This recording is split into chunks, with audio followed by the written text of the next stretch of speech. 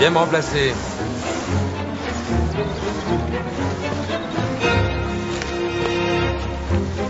Allez, une.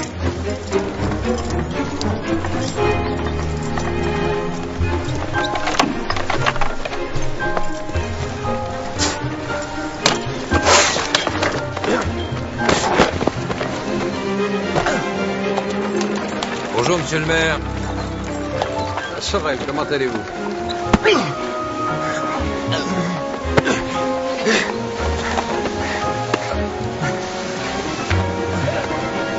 Jean! C'est qu'il connaît par cœur le Nouveau Testament. En latin, évidemment. L'abbé Chélan dit partout que c'est un petit phénomène, alors. C'est Valneau qui vous propose davantage? 3 ans d'études. Un garçon qui parle latin mieux qu'un ange, monsieur de Rênal. 300 francs par an. 300 francs. Plus l'habillement et la nourriture. De toute façon, il va rentrer au séminaire.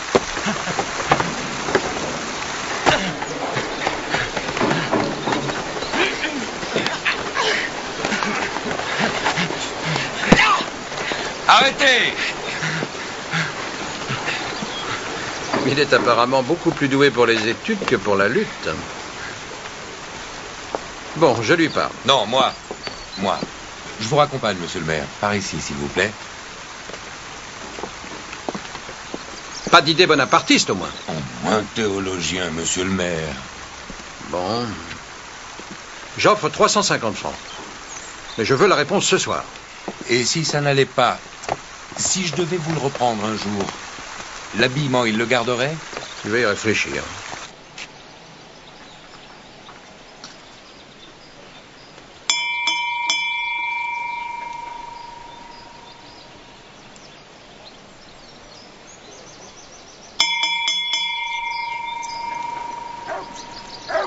Oui, entrez.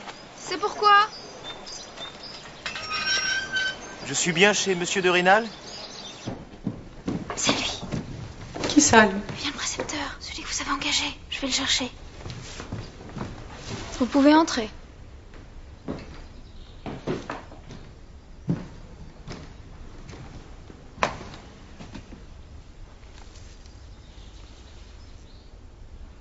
Julien Sorel?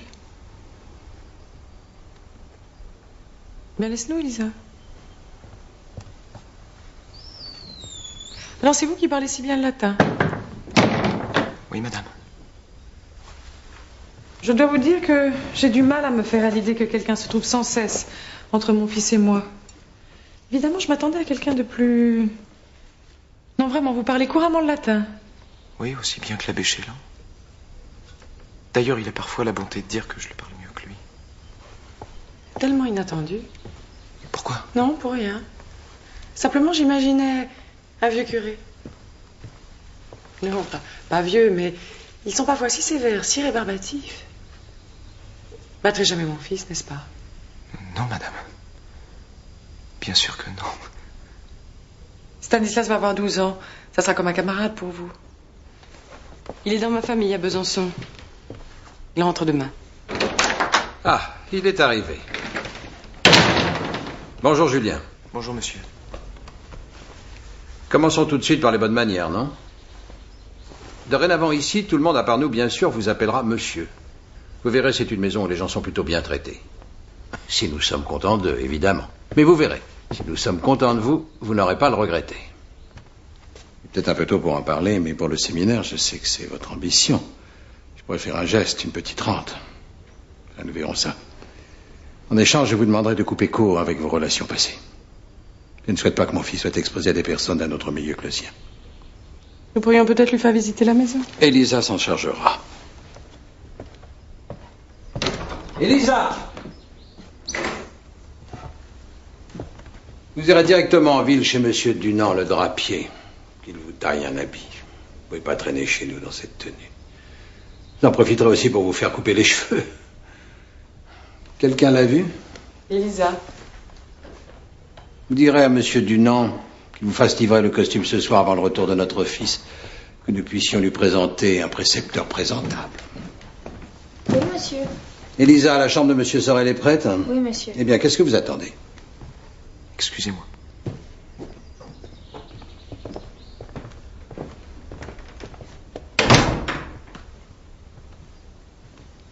Alors, qu'en pensez-vous? Il sera parti dans un mois. Non, non, je ne peux pas les supporter. Je ne peux pas les supporter. Tu as pourtant l'habitude. L'amour n'a pas été le berceau de ton enfance. Si seulement j'avais pu entrer tout de suite au séminaire. Je te félicite pour ta vocation, mais prends garde, mon enfant. Tu en veux? Oui, merci. L'Église est un refuge. Ce n'est pas une fuite, je te l'ai dit souvent. Vous doutez encore de moi? Ne te fais pas d'illusions sur ce qui t'attend, Julien. L'état de prêtre demande certains traits de caractère. La tolérance, l'abnégation, un renoncement aux avantages terrestres. Ce ne sera pas un grand renoncement pour moi. Tu as tout brûlé.